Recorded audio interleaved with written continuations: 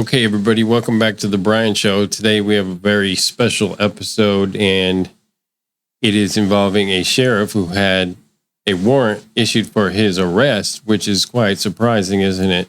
Because he is a sheriff. That's coming up next on the Bryan Show. You're watching the Bryan Show.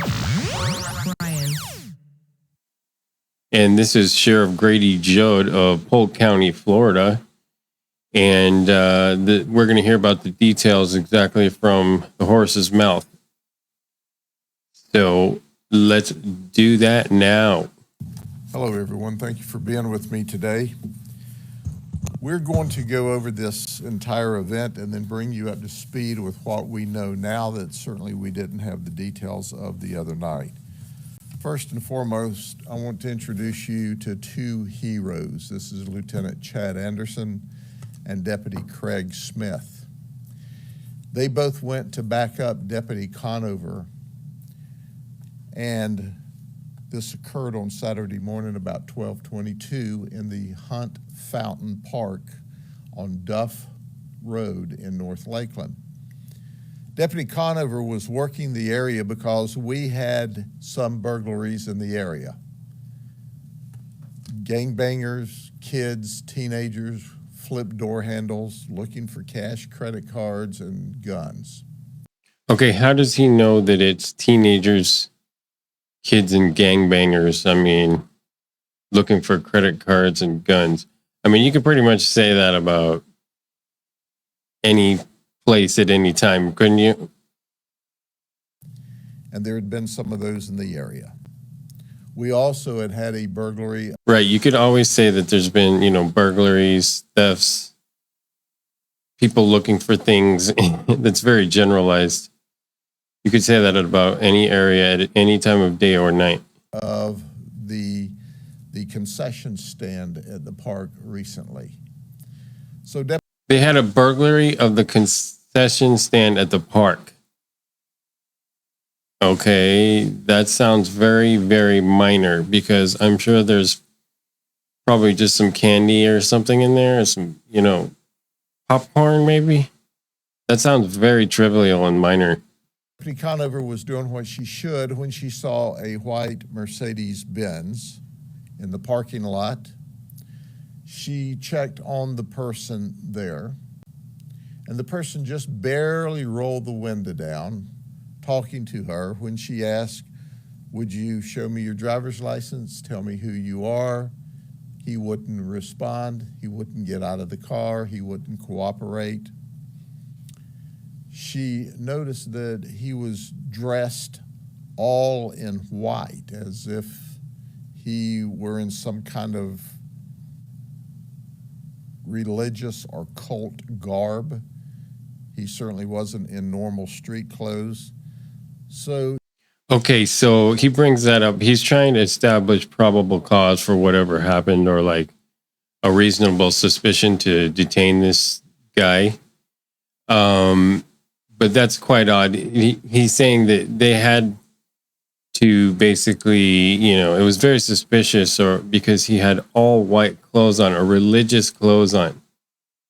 He wasn't in normal street clothes. Now, how are you going to define that? Basically, if you're not dressed in just basically regular t-shirts and shorts or jeans, or, a business suit, or, a dress if you're a female, or, some type of just completely ordinary clothes, then you are suspicious. If you are wearing any type of religious garb, well, get ready to get arrested in Polk County, Florida, apparently. At least you're going to get stopped. She called for backup, and that's when Deputy Craig Smith. So when she saw the religious garb, the religious all white clothes, and she was like, "Oh my God, this person must be religious. I better call for backup for this religious person." Oh my God. Lieutenant Anderson, who were both shot, as well as Deputy Bolito and his trainee. And we also had Natalie Ostrich, who is K9, back them up. So now there's a total with the trainees of 7 deputies there. Bryan. Okay, so there's a total of 7 deputies there at a public park to deal with one single man wearing religious clothes. He's so dangerous because he's wearing religious clothes. I mean, that's kind of sounds strange to me. So Craig Smith, Chad Anderson go to the door and say, "Hey, look, man." They tried to talk to him. You've got to identify yourself. You've got to come out and talk to us. And he wouldn't. And his car started rolling. They grabbed the window. And all of a sudden, he started shooting. We know now that he shot 5 times. We saw 5 empty casings. He struck Lieutenant Chad Anderson in the left arm. It went through the arm and into his chest cavity. The projectile lodged between his heart and his spinal column. He was fractions of an inch from either being paralyzed from the chest down or killed if it had have gone into his heart or struck any of those major arteries in that area. Okay, so this woman was suspicious of burglaries by teenagers and a burglary of the park concession stand and people checking for flipping doorknobs so they could try to steal credit cards and firearms. And apparently this guy was in a Mercedes-Benz parked at a park in the middle of the night and was not doing any of those things. He wasn't flipping doorknobs. He wasn't trying to burglarize the concession stand. His sole fault was wearing religious garb, all white religious garb that is not ordinary street clothes. And now he tells us this guy was shot and was within, millimeters of being murdered and, killed. So this was all escalated from a guy just parked his car in the park, probably sleeping. I would imagine he was just sleeping in his car. That's pretty obvious to me. There'd be probably no other reason that he was there. And he probably, didn't want to get arrested for sleeping in his car in the park. It's probably pretty obvious, but it ended up with 7 deputies being there. And then at least 2 of them getting shot and almost killed. I mean, for what? Even if he was taking credit cards or breaking into the concession stand, I mean, is that big of a deal? I mean, is that really necessary to escalate it into these 2 officers getting shot and then the guy himself is dead? That's obviously, this is like over policing. They had 7 deputies there. They obviously had nothing else to do that night. Or at least they couldn't think of anything else better to do. They probably could have been doing something else, which is, okay, if there's been all these reports of all these crimes by all these teenagers, why aren't they going after teenagers that are roaming around? Probably because there weren't any. They were just going after this guy because he was parked at the park. It's illegal to park your car at a public park in Florida after, when it becomes dark. It's all the parks, as far as I know, all the parks in Florida close. There's no closing set time, but once it's dark or about to be dark, like the sun's down, that park is closed whenever the sun goes down. So beware, if you ever go to Florida, you have a high chance of dying. And if you ever go to a park after it gets dark, that's why you don't want to live in the United States. That is exactly why. Bryan. He got 2 shots off before he went down. Craig Smith, Deputy Smith, was not able to shoot because he was shot, and as I reported, there were 4 gunshot wounds in him. After clearly evaluating him and the medical procedures, he was shot twice. So what we were looking at was in and out holes. So he was shot twice in his right arm and he went down. Deputy Bolito and our canine deputy Ostrich returned shots. There was a gunfight. There were 38 shots fired. Bryan. There were 38 shots fired over this guy sleeping in his car at the park. I mean, that is pure insanity, dude. You know, they knew this guy was sleeping in his car at the park. I guarantee you they knew that. And that he wasn't bothering anybody. I guarantee you that. But their pretext of why they had to kill this guy and everyone got shot and 7 officers had to be there is he was wearing religious garb that, you know, it's not ordinary street clothes. I mean, my God, he must be, you know, going to kill everybody, I guess. I mean, since when is religious garb, you know, a probable cause of a crime? Obviously, they had already probable cause to arrest him and detain him just because he was there at the park.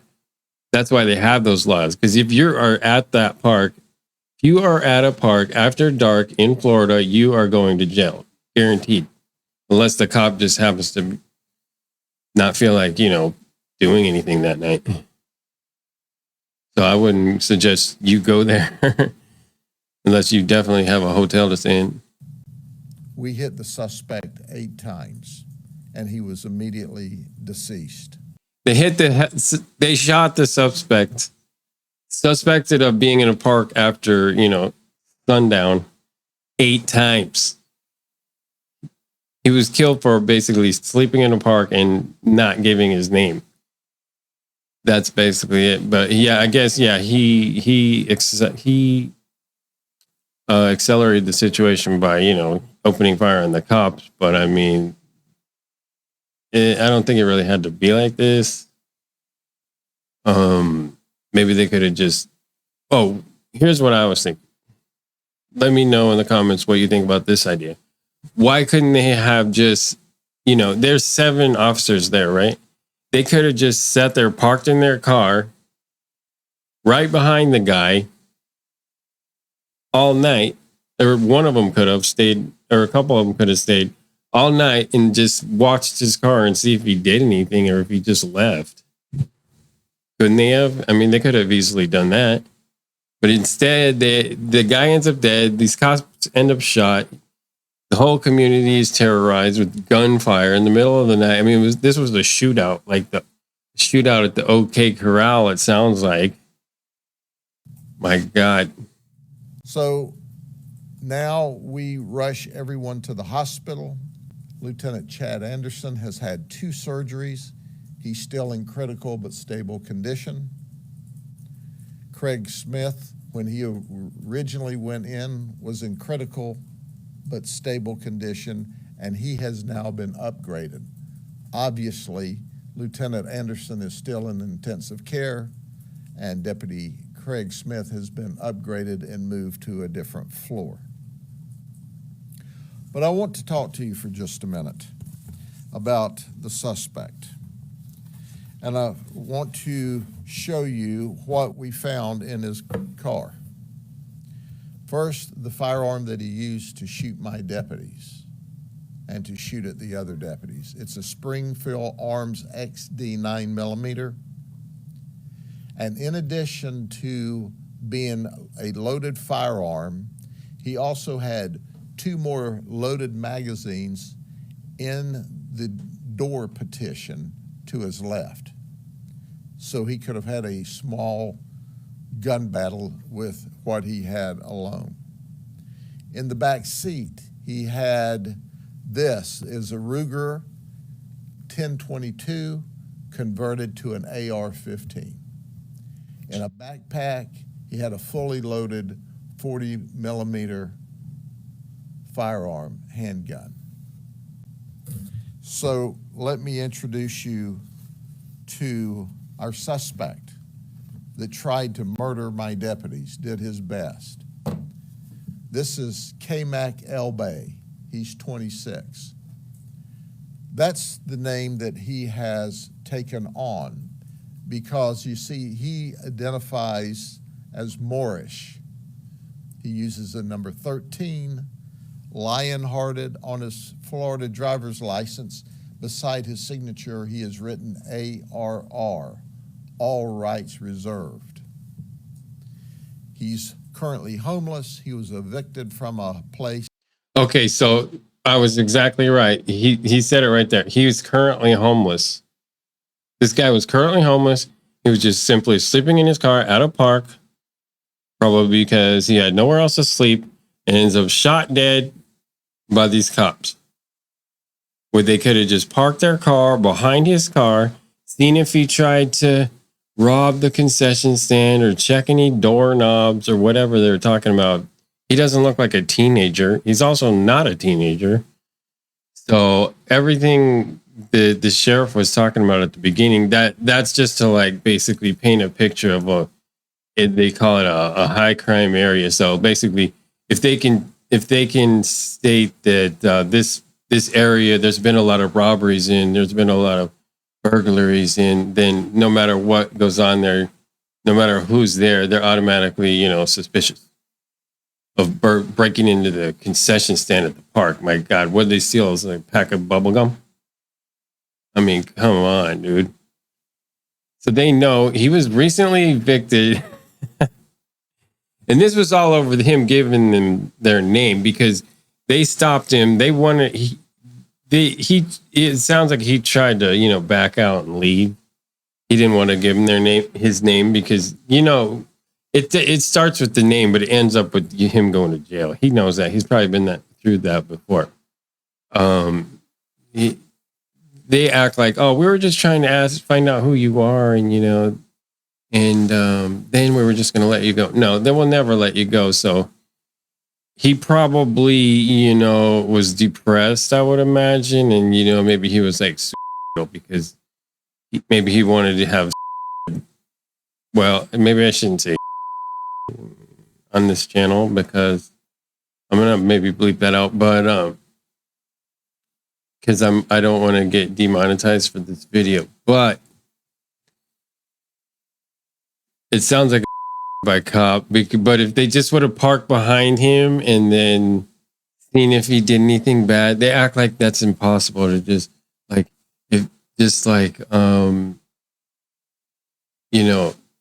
it's a different kind of policing where you're just trying to make sure that people are okay instead of, oh, we got to identify you, put you in jail, and then we got to get your fingerprints, and then you got to do an initial appearance, and you got to get a bond, and you got to get bonded out. All this hassle and stuff. Okay, the guy wasn't probably going to do anything. Besides, he was probably just sleeping. Oh my God, there's so many videos of people that are sleeping getting arrested. In other countries, they say America is such a free country. In other countries, you can sleep places. You can sleep in public places. And no cop is going to do anything to you. That's why you don't want to live in this country, I'm telling you. In Hillsborough County, he has been moving around. In Pinellas County, he was asked to leave a business area apparently last month. We talked to his mother. She said, he was asked to leave a business area last month.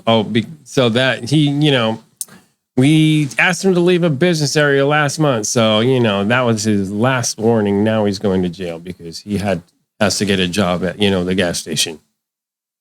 And people will be like, oh, why doesn't he just get a job? Because, he's homeless and he should have to work like everybody else. But guess what? If you need a job, and that doesn't mean somebody has to hire you. Nobody's required to hire this guy. So even if he's looking for a job, that doesn't mean he's going to get a job because no one is required to hire anyone in America.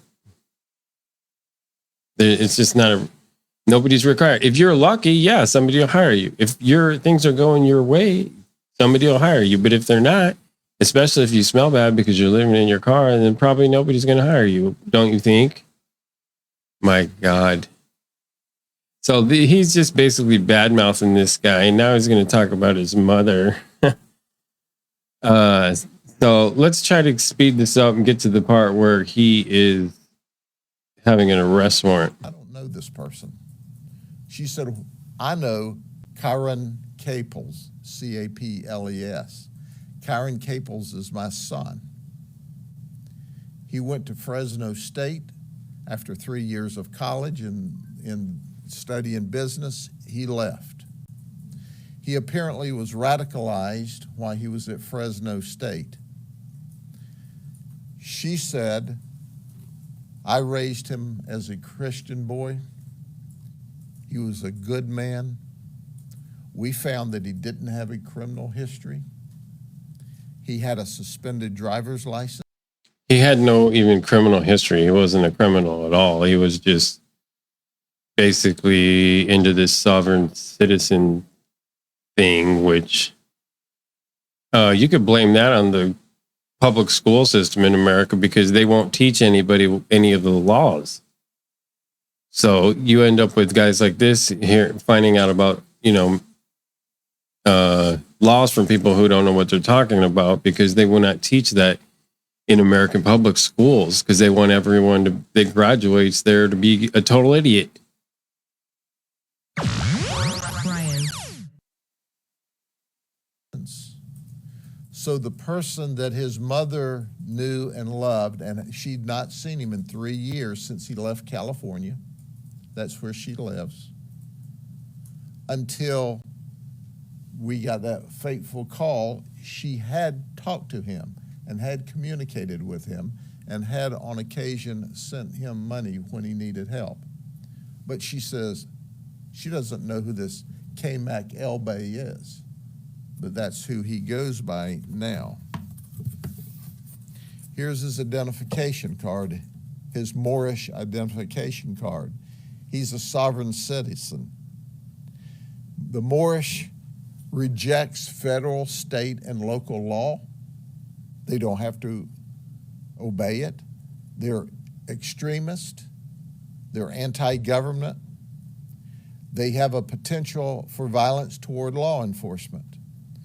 And I will hearken you back, and those of you who have been reporters around here for a while, remember in 2017, on the I-4 corridor, 3 police officers were shot and killed. A sergeant with the Orlando Police Department, a sergeant with the Kissimmee Police Department, and on that same day, an officer with the Kissimmee Police Department. They were shot by 2 separate Moorish people, all in 2017. And now let's fast forward to 2024, and K-Mac tried to murder 2 of my police officers. In addition to... So basically, he's just trying to make this guy look like really bad, even though he doesn't even have a criminal record and he really wasn't doing anything back. But they're saying, oh, he was Moorish. So, this Moorish guy, in 2017 killed a cop and he was Moorish. So this guy was probably going to, kill a cop too, which he did shoot at the cops. But I mean, I don't recommend you shooting at any cops, but I'm just saying that the police always escalate it. They know what's going on. They know this guy's homeless. They knew he was homeless. The female cop knew he was homeless at the beginning. They could have just left him alone, let him sleep, and then leave the next day, and none of this would have happened. But they just won't do that. Their violent activity, they're known for trying to file paperwork.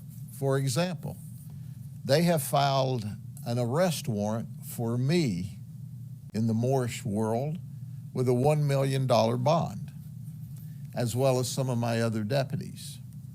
Okay, so here we have it. The Moorish people have filed an arrest warrant for Sheriff Grady Judd. Sounds like his last name sounds like Judge. So apparently, it was not a legitimate arrest warrant from the state of Florida or any other state or the federal government, but it was an arrest warrant from the Moorish People's Association of America. I guess I don't know exactly what the name is, but all right. Well, thanks for joining me on this episode of The Bryan Show. Make sure to like this video, subscribe to the channel, and we'll see you next time on The Bryan Show. You're watching The Bryan Show.